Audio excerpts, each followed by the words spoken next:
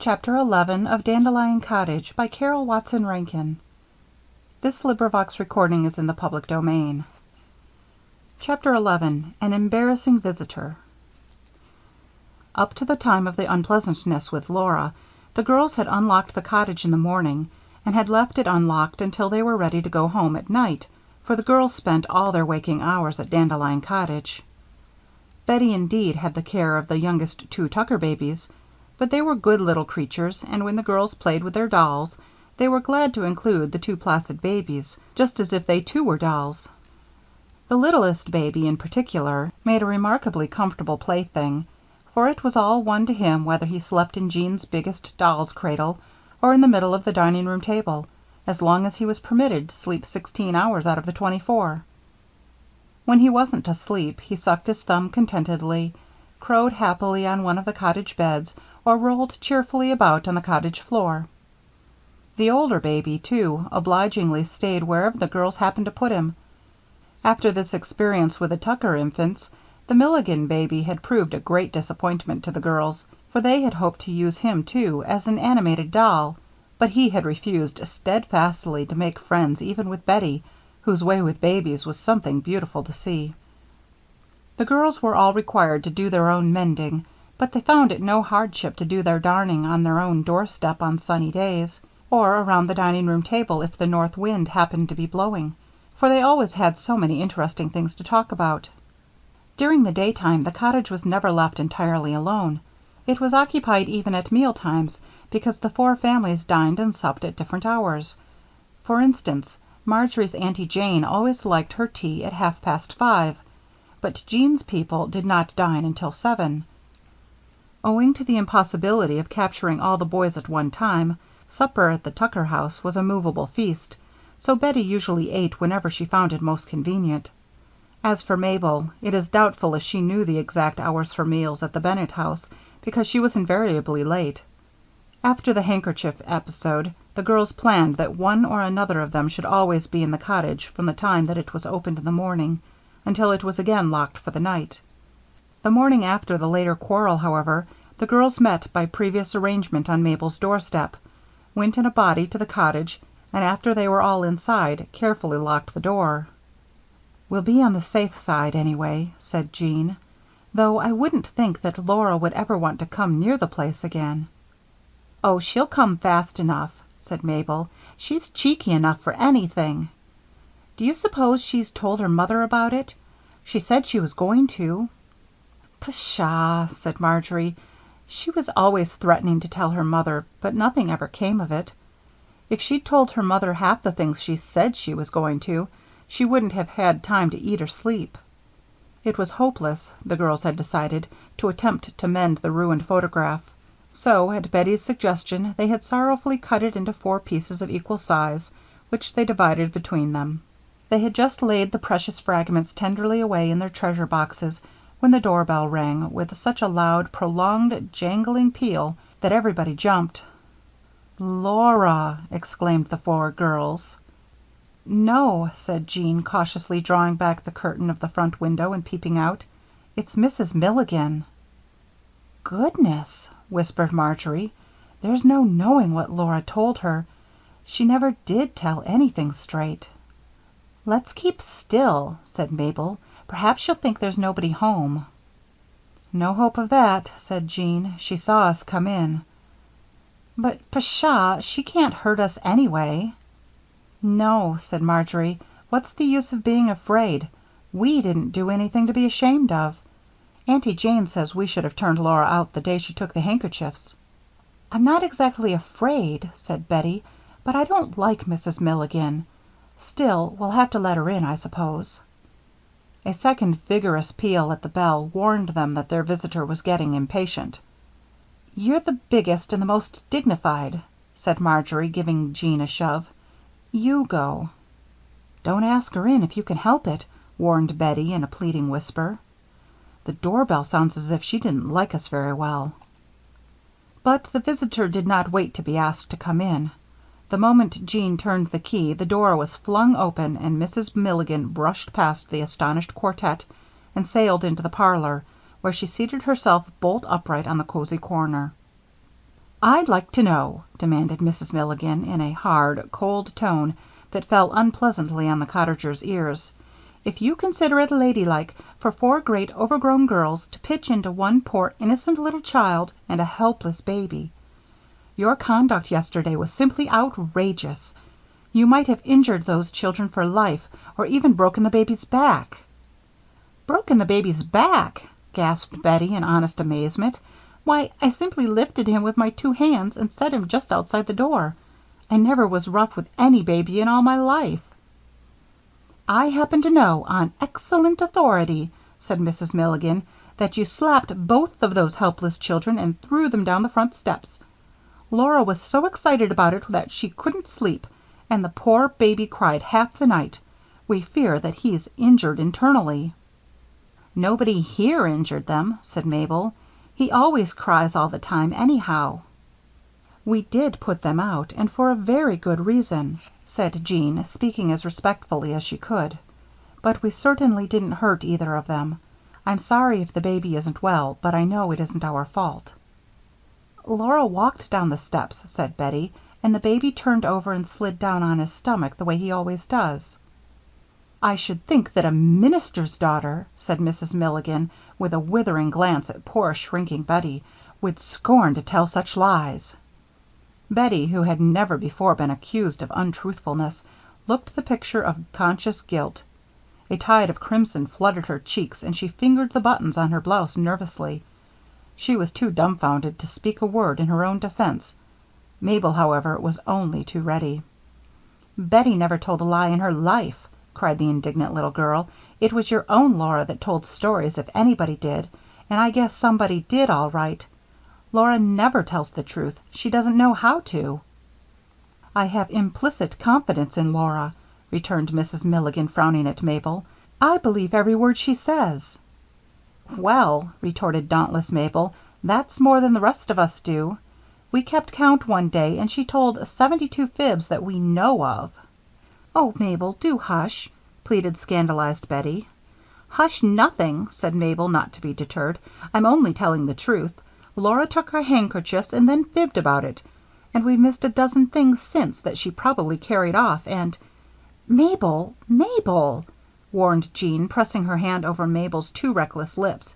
"Don't you know that we decided not to say a word about those other things? They didn't amount to anything and we'd rather have peace than to make a fuss about them." "I can see very plainly," said Mrs. Milligan with a cold disapproval, "that you're not at all the proper sort of children for my little Laura to play with. I forbid you to speak to her again. I don't care to have her associate with you. I can believe all she says about you, and I've never been treated so rudely in my life." "Apologize, Mabel," whispered Jean, whose arm was still about the younger girl's neck. "If I was rude," said candid Mabel, "I beg your pardon. I didn't mean to be impolite, but every word I said about Laura was true." "I shall not accept your apology," said Mrs. Milligan, rising to depart, "until you've sent a written apology to Laura and have retracted everything you've said about her besides." "It'll never be accepted then," said quick-tempered Mabel, "for we haven't done anything to apologize for." "No, Mrs. Milligan," said Jean, in her even, pleasant voice. "No apology to Laura can ever come from us. We stood her just as long as we could, and then we turned her out just as kindly as anyone could have done it. I told Mother all about it last night, and she agreed that there wasn't anything else we could have done." "So did Mama," said Bettie. "So did Aunty Jane." "Well," said Mrs. Milligan, pausing on the porch, "I'd thank you young gossips to keep your tongues and your hands off my children in the future." Jean closed the door and the four girls looked at one another in silence. None of their own relatives were at all like Mrs. Milligan, and they didn't know just what to make of their unpleasant experience. At last Marjory gave a long sigh. "Well," said she, "I came awfully near telling her when she forbade our playing with Laura that my Aunty Jane has forbidden me to even speak to her poor abused Laura." "As for me," said Mabel with lofty scorn, "I don't need to be forbidden." "Come, girls," said Jean, "I'm sorry it had to happen, but I'm glad the matter's ended. Let's not talk about it any more. Let's have one of our own good old days The kind we had before Laura came."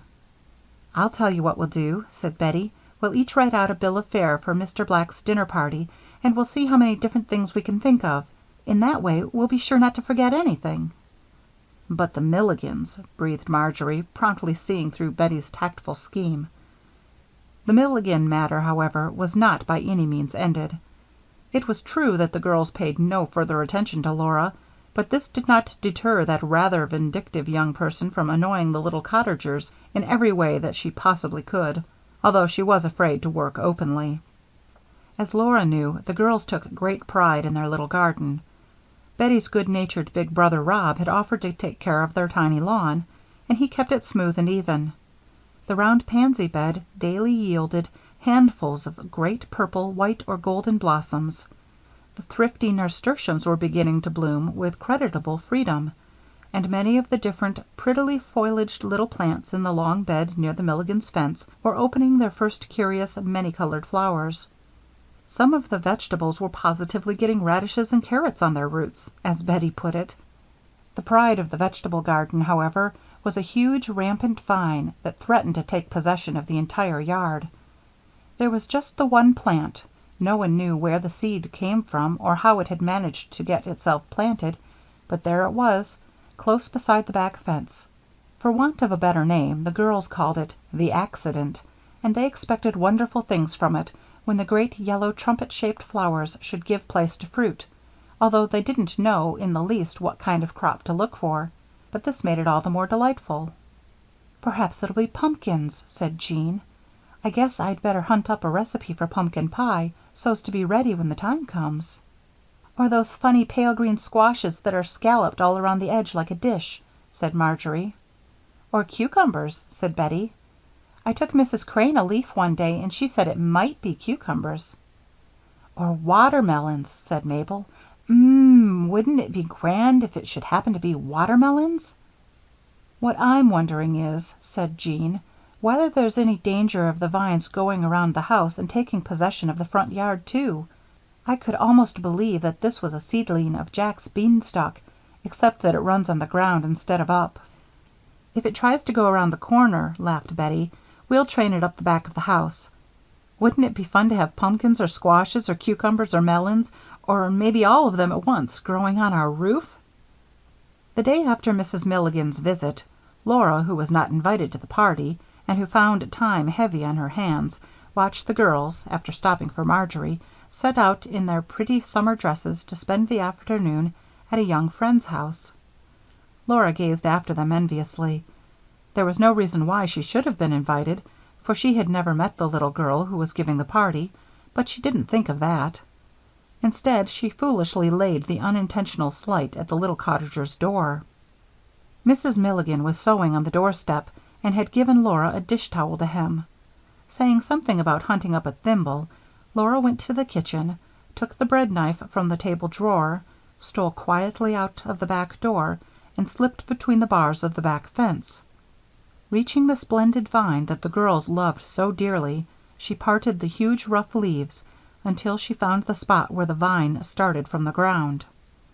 First, looking about cautiously to make certain that no one was in sight, spiteful Laura drew the knife back and forth against the thick stem until, with a sudden, sharp crack, the sturdy vine parted from its root. 2 minutes later, Laura, looking the picture of propriety, sat on the Milligans' doorstep, hemming her dish towel. Of course, when the girls made their next daily excursion about their garden, they were almost broken-hearted at finding their beloved flat vine on the ground, all withered and dead. "Oh," mourned Marjory, "now we'll never know what the accident was going to bear, pumpkins or squashes or—" "Yes," said Mabel, who was blinking hard to keep the tears back, "that's the hardest part of it. It was cut off in its prime. Oh, dear, I guess I'm going to cry." "What could have done it?" asked Bettie, who was not far from following Mabel's example.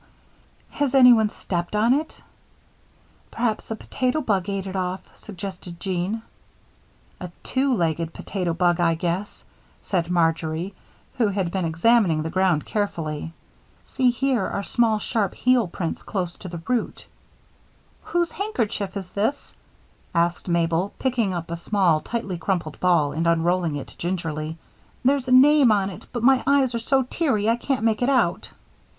"It looks like Milligan," said Bettie, turning it over, "but we can't tell how long it's been here."